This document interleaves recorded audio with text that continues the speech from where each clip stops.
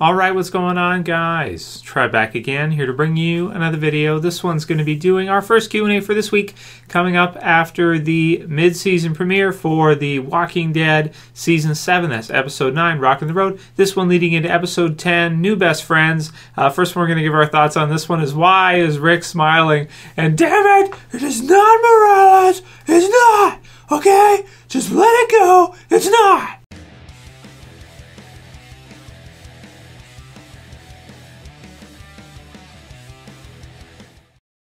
I swear, you guys are never going to let this go, are you? Like ever. Like ever. Like, you guys know, if you want... Well, I said in a video just recently in a Q&A that the trolls have pretty much left, but they haven't. You guys have just become more sophisticated, and you know that when you want to tick me off, all you have to do is start posting theories and comments about Morales. So we have one from Charlie Romeo says, Trev, I think I know why Rick was smiling. It's because he saw Morales. And then the Fizz said, what will your reaction be when Morales is revealed as the junkyard leader? Oh my god. Okay, guys, let it go. Please, I'm begging you. Let it go. Okay, so to me, I mean, when I read Rick is smiling, I mean, I just read it as, like I said in my predictions video, that he's happy because he knows that the junkyard group has nothing on him. Like, there's nothing that they can do. I mean, Rick and the others are in such dire straits right now. They're in such a bad position that there really is not much the junkyard people are going to be able to do to them or take from them. They have nothing left. They're in a desperate set of circumstances, and Rick views this as a good opportunity, probably to try to get some more manpower or just groups on his side, because he even needs more than one. Like, even Alexandria and the Kingdom, the two of them together, is probably still not enough to take out the Saviors in terms of numbers. So this group has a lot of numbers, as we see in the sneak peek, and it looks like it could be really good for Rick and the others if Rick can talk them into it. So we'll see what happens with that. But no, I do not think it's Morales. At this point, I'm like maybe wishing they do bring him back so you guys can stop saying this. Shadow Man said, AMC, bring back Morales just to kill him off immediately. I'm sick of hearing about him, and Trev is sick of hearing about him, about that bastard too. Oh God. At this point, I've kind of accepted it. I think I'm always going to have to hear about him, and I don't think he's ever going to come back. So, it's one of those type of things. I think we're keeping it alive longer than it should be, to be honest with you. Like, I don't know if there's any other sites on the internet that even reference Morales nowadays, but for some reason, in this channel, you guys keep wanting to talk about it. So I don't know. But somebody else did say that maybe Rick smiled because he saw Gabriel there. I don't know. So maybe that has something to do with it. We'll see. Sokox 211 said, I can't wait for the walker with these spikes. And he does look really cool, and we'll have to see how Rick is going to have to defeat him, because it looks to me like from the previews, and I said this in my predictions, it looks like he's been kind of thrown in there with this thing. Maybe he has to battle to the death with it, and they're like testing Rick or something. That's what I'm thinking, so we'll see. By the way, if you guys missed... posted a bunch of videos last night, review for episode 9, predictions for episode 10, including some of the stuff we just talked about, and also the Gabriel discussion video, so the breakdown, so that's in there too, if you want to discuss about what we think about Father Gabriel and his weird behavior before he's kidnapped or and forced to leave. So interesting stuff. For sure, check out those videos if you missed it. Trev, did you think at one point that Rick might blow his hand off when he was dealing with the explosives? So I actually did. I kind of read that, or at least it was in my mind when Rick is like kind of playing with it with the hand. I was like, oh man, could one of them like slightly go off and blow off his hand or something? Wouldn't that be cool for comic fans? But then I was like, nah, they're probably not going to do that. CG is pretty expensive, and as we've seen from the CG, it doesn't always turn out the best, as we see with Shiva in this episode. Shiva didn't look that great in episode 9. I think it looked better closer to the premiere. Was it in the well? I think she looked better in the well. This episode, it didn't really look that good. It kind of took me out of the experience a bit. It was like, okay, it's a CG tiger, yeah. And even too on the, I don't see how they could do it any other way. And it was cool and I liked it. But the CG of where, Rick and Michonne are going and the thing is cutting the walkers all in half, it was wicked cool. And the CG was pretty good for that. It was better than it was for the tiger. But even that, you could kind of tell it was CG. You could kind of tell it was, done. But there's no other way. Like, how else could you have done it aside from that? I can't think of any other way. It'd be too hard to do. And probably dangerous to do as well, too, if you have real life people in there. Curtis Turner says, hey Trev, do you think these saviors were realized the explosives were tampered with. Half zombies everywhere and a small blast radius. Someone like Eugene could easily forensics that shit. And yeah, you're absolutely right. You know, if the person's smart enough, they can figure out what happened, almost regardless of what it is. If you guys watch any shows where they do like CSI and stuff like that about murders and things like that, it's amazing the stuff they can figure out. In a zombie apocalypse, obviously, you know, it's more difficult to figure out when something goes down, what exactly happened. But, I mean, you can put two and two together. With this one, you're right. If they actually think about it and they actually look at what happened to the zombies out there being diced in half and everything, and the fact that, you know, the explosion was pretty small, you'd think they would be able to figure it out. I'll do a prediction. I don't think they're going to be able to figure it out. I think that it's just going to be kind of like one of those things, and the saviors will go there and be like, oh, whatever. If someone like Eugene went there, or maybe Fat Joey, then, you know, then I think they'd probably figure it out. But I think, you know, the characters that are probably going to check if the saviors are probably just going to be some stupid saviors, and they probably won't even really notice or look, or maybe even give a shit. Like sometimes, a lot of them, I get the sense they probably just don't give a shit. You know? So you got to care enough to actually be engaged enough to check and see. And I don't think, I get the sense from the saviors that most of them probably don't care that much. You know, they really probably don't.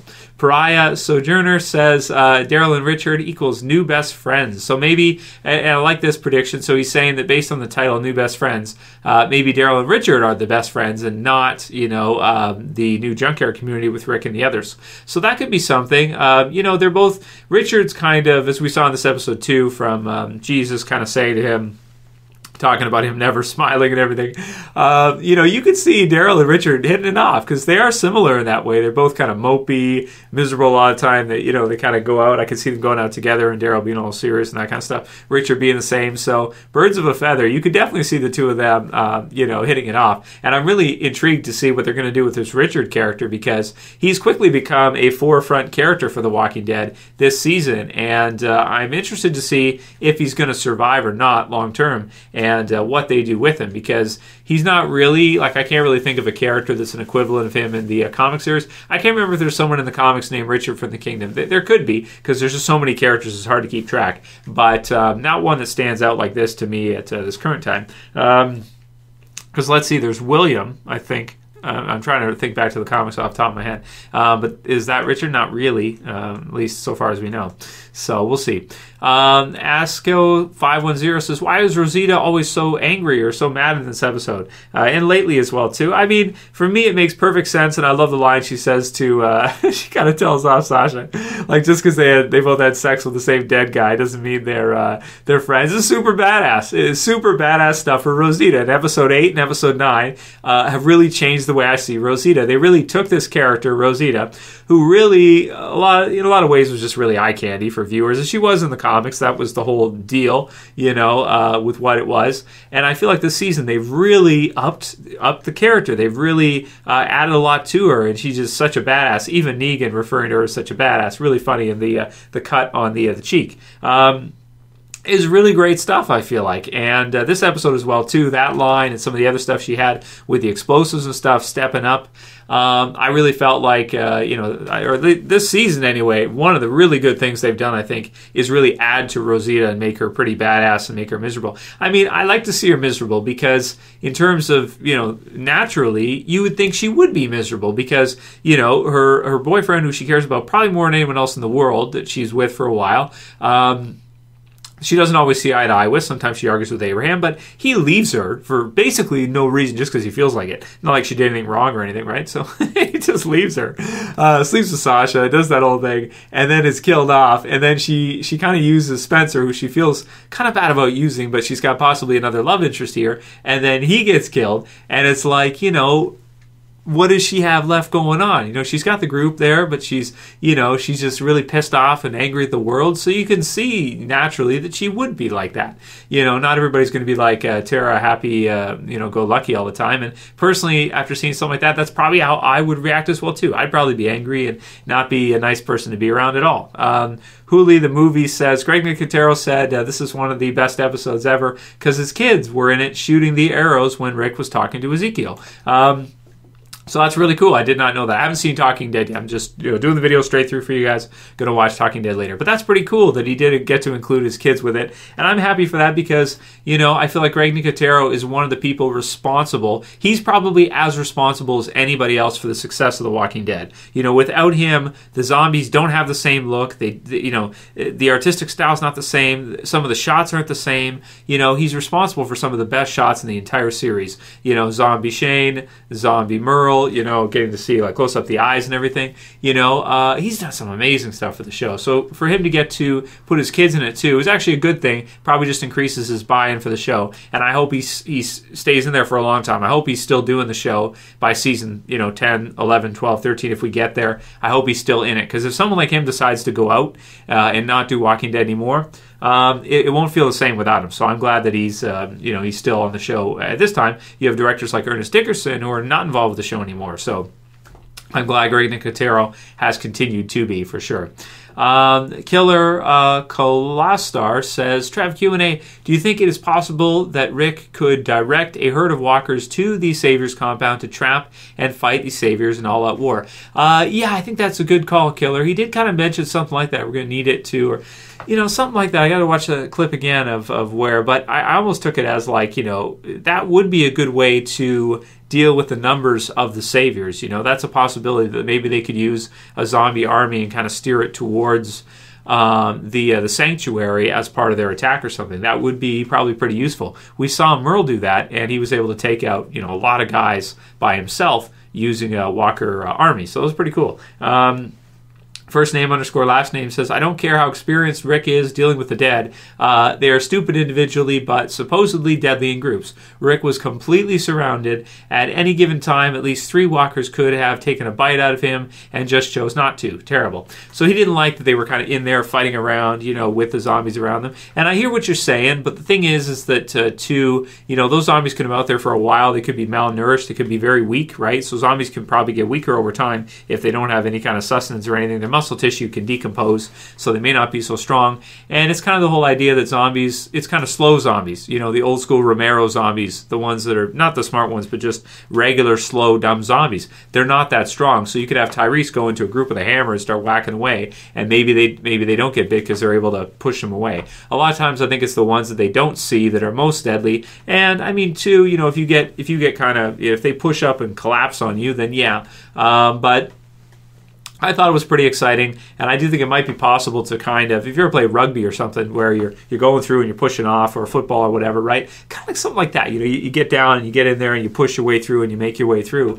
And, you might get scratched and stuff, but to be bitten, you got to kind of be stopped and kind of, for one to come down on you. So, I mean, it's, for me, I thought it was passable. I didn't think it was too bad. I hear what you're saying too, though. I get what you're saying. I just feel like it wasn't that bad, at least for me. Luke Kleinen says maybe Rick smiles at the end because he sees Father Gabriel at the junkyard. So maybe, but I mean, they do like a camera turn, you see the whole thing, and it just looks like he's happy to see more numbers here and that he's going to try to talk them into it, because right now they're in bad shape. They don't have much of a choice. They got to figure this out. So yeah. Nick the Dick says those dumpster divers look like they're from Star Trek or something. Let me call them dumpster divers. Skinny alien-looking effers. This is pretty funny. So I do like the look of the junkyard people. And, I like the clothes they wear. I like, just everything about them. I think every group in The Walking Dead right now has a really unique look, has a really unique feel. The Kingdom, when you see them, they're all like into the culture of the king and everything, and they ride in on horseback and they got armor and swords and stuff. Then this group looks totally different. They look like a bunch of, people that live in a junkyard, as they should. Rick and the others of Alexandria, they have their own look, and Negan and the Saviors have theirs. So I like the way the different groups have different looks in the show. The Oceanside, and they've done a good job, I think, of mixing it up. The Hilltop, kind of like a farming, community type of thing. So you get that kind of vibe from them. And I think it's been good so far. And last one will be from Ashley of Nath, who says, can you blame Ezekiel for turning Rick down? A total stranger. Rick agreed to fight a stranger's battle, did very little recon, and look what came from it. I think at this point, Ezekiel is right to say no and protect his people. So, yeah, I agree with you, Ashley. I mean, from his perspective, it makes perfect sense. The only thing is that he could have asked, how many saviors do they have? What do you know about the saviors? Get some more info from Rick and the others, because they do have some more info that they didn't really give him. But, I mean, for him, yeah, right now he doesn't need to fight, but I think things are going to happen pretty soon, and he's going to be forced to.